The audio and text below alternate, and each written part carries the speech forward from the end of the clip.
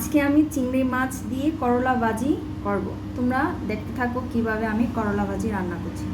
আমি কাউকে রান্না শেখাচ্ছি না, আমি কিভাবে রান্না করি সেটা তোমাদের মাঝে একটু শেয়ার করি।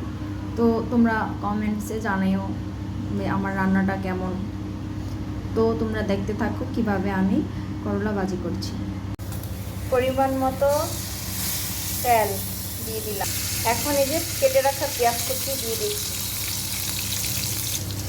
এই পেঁয়াজের মধ্যেই চিংড়ি মাছ ছেড়ে দিব।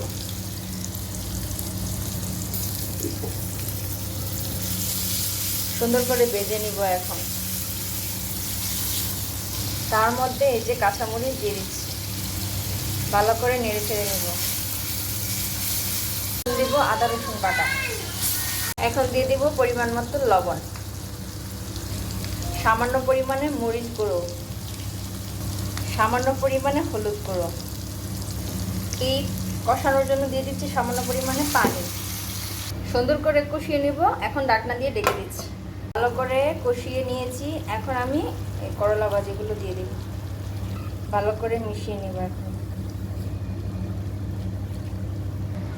এই পর্যায়ে আমি এখন ডেকে দিব সিদ্ধ হওয়ার জন্য। দেখো দেখতেই কি লোভনীয় হয়েছে। আর একটু ভাজা ভাজা করে নিব, আর একটু হবে। দেখো করলা ভাজির ফাইনাল লুক।